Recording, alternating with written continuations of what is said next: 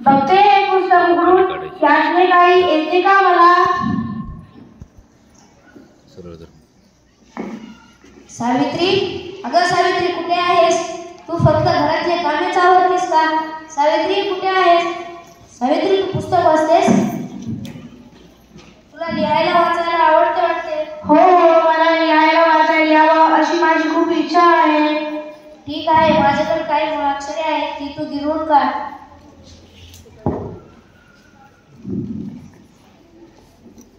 अ रे अननसाचा, अ रे अननसाचा, आ रे आईचा, आ रे आईचा, ई रे इमारतीची, ई रे इमारतीची, ई रे इडलिंबूची, ई रे इडलिंबूची. हे पहा ही सर्व मुळाक्षरे मी गिरवली आहेत. वा वा, छान, खूप छान. तू आता लिहायचा व वाचायचा सराव कर. हो हो ही सर्व मुळाक्षरे मला समजली आहेत आणि मी आता याचा सरावही करेन. आज मला उत्कृष्टरित्या वाचता येत आहे. मी शिक्षणाच्या प्रवाहात येत आहे. पण मी शिकले म्हणजे झालं का? नाही. आज अशा समाजात किती मुले आहेत की ज्यांना शिक्षणाची आवड आहे पण त्यांना शिक्षणाचा गंधही नाही. काय करणार त्या? त्यांच्या शिक्षणाची व्यवस्था आता मी करणार आहे. जेव्हा समाजातील सर्व मुलींना उत्कृष्टरित्या वाचता येईल तेव्हाच माझ्या शिक्षणाला खरा अर्थ येईल. समाजातील सर्व मुलींना शिक्षणाच्या प्रवाहात आणल्याशिवाय मी मुली शांत बसणार नाही. सावित्री, तू जो मुलींच्या शिक्षणाचा विडा उचलला आहेस तो खरोखर कौतुकास्पद आहे. पण समाजात मुलींच्या शिक्षणाला काही मान्यता नाही. आपण म्हणता ते बरोबर आहे, पण आपणही इतरांसारखे शांत बसून कसे चालणार? आपण याला सामोरे गेले पाहिजे. बरोबर आहे सावित्री, आपण मुलींच्या शिक्षणासाठी एक नवीन शाळा निर्माण करू.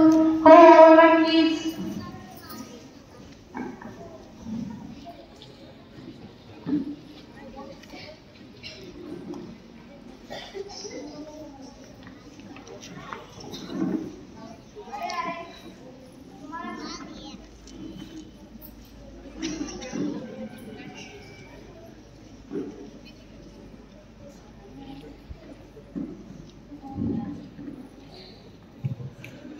अरे अरे, तुम्हाला काही माहिती आहे का?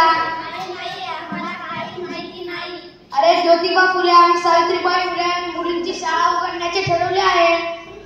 नाही, आपण असे कदापि होऊ देणार नाही. आपण धर्माच्या विरुद्ध जाणार नाही. आपण मुलींची शाळा कदापि सुरू होऊ देणार नाही. बरोबर आहे, आपण मुलींची शाळा कदापि सुरू होऊ देणार नाही. व्हिडिओ स्टॉप नाही होणार.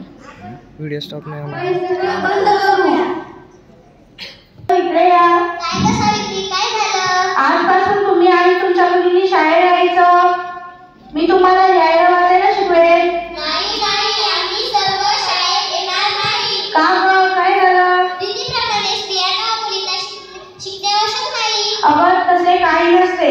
स्त्री पुरुष समान असतात. ज्याप्रमाणे पुरुषांना शिक्षणाचा अधिकार आहे तसा आपल्यालाही मिळायला हवा. जेव्हा समाजातील सर्व मुलींना उत्कृष्टरित्या वाचता येईल तरच समाज बदलेल आणि क्रांती घडेल. आपण म्हणतात हे खरे आहे. स्त्रियांना शिक्षण मिळायलाच पाहिजे. उद्यापासून आम्हीही येऊ, आमच्या मुलींनाही सोबत आणू.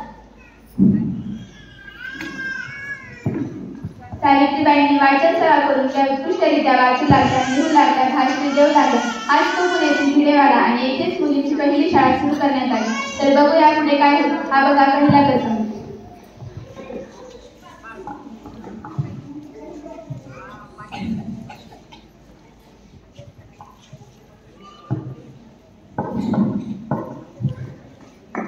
बाई आल्या.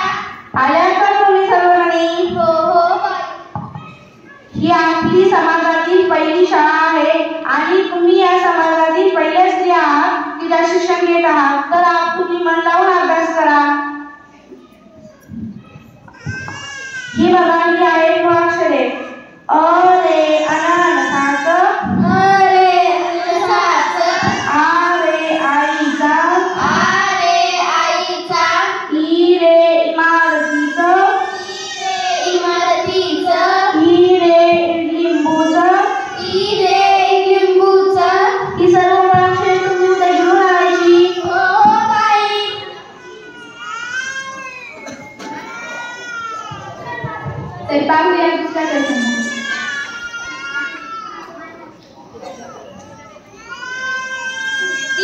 ती आली सावित्री. कुठे आहे कुठे आहे? ते बघा ती आली. तिला काय सांगितले? शाळेत जाऊ नको, मुलींची शाळा घेऊ नको. हे ऐकत नाही. एखादी चांगलं अर्थ कर. तुम्ही मला किती त्रास द्या, पण मी स्त्रियांच्या शिक्षणाचे हाती घेतलेले कार्य मुळीच सोडणार नाही. सोडा माझा रस्ता, वा बाजूला.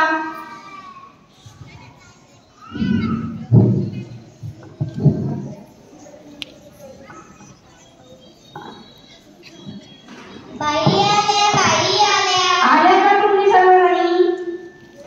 बसा. काल केलेला अभ्यास तुम्ही पूर्ण केला? बघू. खूप सुंदर, छान, खूप सुंदर, छान. आता ही मुळाक्षरे तुम्हाला समजली आहे. आता मी तुम्हाला पुढची अक्षरे शिकवते. हे बघा. उ रे उसाचं, उ रे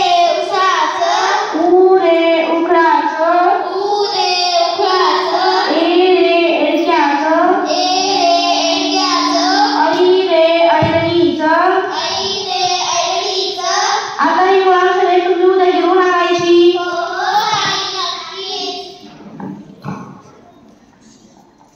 सावित्रीबाईंच्या अथक परिश्रमामधून आपल्याला जे फळ पाहायला मिळते ते असे. तर बघूया तिसरा प्रसंग.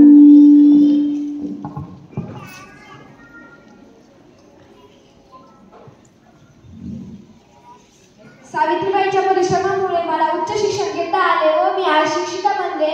शिक्षणाची ज्योत मी कायम चालू ठेवेन याचा मला अभिमान वाटतो. सावित्रीबाईंच्या परिश्रमामुळे मला उच्च शिक्षण घेता आले, मी डॉक्टर बनले, मला याचा अभिमान वाटतो. सावित्रीबाईंच्या परिश्रमामुळे मला उच्च शिक्षण घेता आले व मी आज पोलीस बनले याचा मला अभिमान वाटतो.